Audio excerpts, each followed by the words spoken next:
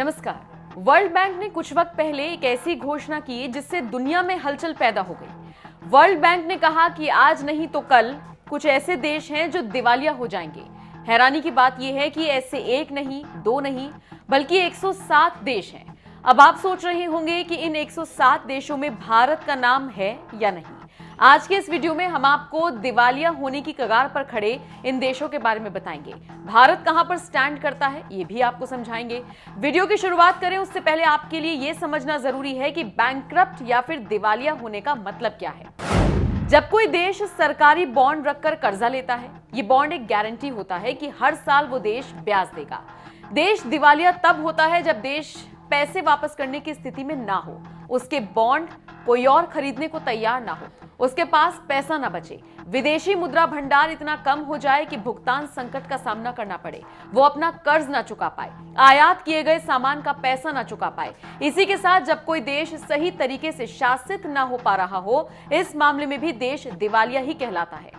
आपको जानकर हैरानी होगी कि जो लिस्ट वर्ल्ड बैंक ने बताई है उसके मुताबिक सुपर पावर अमेरिका भी है और ये देश आने वाले वक्त में दिवालिया घोषित हो सकता है। सुनकर आपको हैरानी जरूर हो रही होगी कि आखिर कैसे एक डेवलप्ड कंट्री अमेरिका बैंकक्रप्ट हो सकती है, लेकिन वर्ल्ड बैंक का आंकड़ा यही कहता है। इससे भी ज्यादा दिलचस्प बात यह है कि इस लिस्ट में भारत का नाम नहीं है।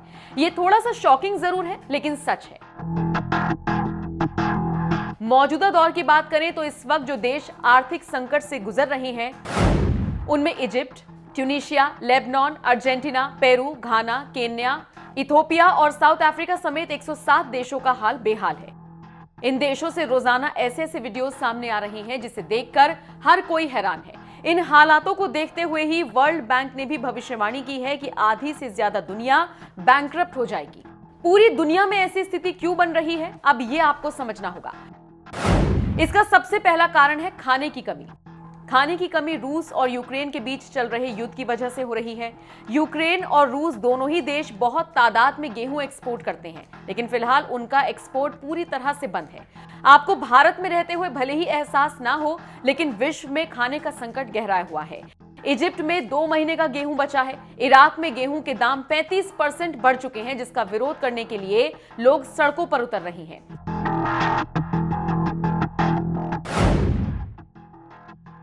इन देशों में ऐसे हालातों का दूसरा कारण है तेल के दामों में बढ़ोतरी होना।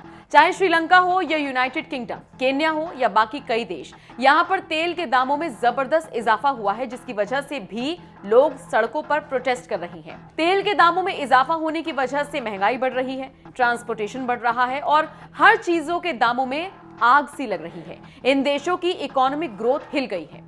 ये दिक्कतें यूरोप, स्पेन, फ्रांस और जर्मनी जैसे देश भी झेल रहे हैं। यहाँ पर लोग ये नहीं समझ रहे कि फ्यूल हाइक होने का एक कारण कोरोना पैंडेमिक भी है। कोरोना काल में सप्लाई चेन हिलडुल गई थी, जिसके बाद हालात ऐसे हुए कि तेल के दाम बढ़ गए। बाकी रूस यूक्रेन वॉर के साइड इफेक्ट्स तो सामने दिख ही रहे हैं। अब भले ही दुनिया में खाने की और तेल जैसी मूलभूत सुविधाओं की कमी हो रही हो, लेकिन जरूरतें तो कम नहीं होंगी। इसलिए अब देशवासियों की जरूरतों को पूरा करने के लिए उठाए जाने वाले कदमों में एक कदम है दूसरे संपन्न देशों से उधार लेना। तो तीसरा बड़ा कारण यही है कि ये देश उधार में जा रहे हैं। आपको जानकर हैरानी होगी कि 148 देशों में से 135 देश कर्जे में डूबे हुए हैं। इन 135 देशों में से 39 देश तो ऐसे हैं जो 3 गुना ज्यादा डूबे हुए हैं, यानी कि आय का साधन है नहीं, जो सेविंग्स थी वो खत्म हो रही है और बाकी सिर पर दुनिया भर का उधार है। इससे भी ज्यादा डराने वाली बात यह है कि इनमें से ज्यादातर देश G20 ग्रुप के डेब्ट रिलीफ फंड और मेजर से भी हेल्प ले चुके हैं। अब इन हालातों को देखकर तो यही लगता है कि ये देश कभी भी अपना कर्जा नहीं चुका पाएंगे। इसी को लेकर वर्ल्ड बैंक ने कहा है कि आने वाले कुछ सालों में ये देश अपना कर्जा नहीं चुका पाएंगे और दिवालिया घोषित हो जाएंगे। खैर, फिलहाल भारत भले ही इस लिस्ट में शामिल ना हो, लेकिन वो भविष्य में भी कभी इस लिस्ट में शामिल ना हो, इस तरफ सरकार को जरूर ध्यान देना चाहिए। आपको हमारा ये वीडियो कैसा लगा, कमेंट सेक्शन में जरूर बताइएगा।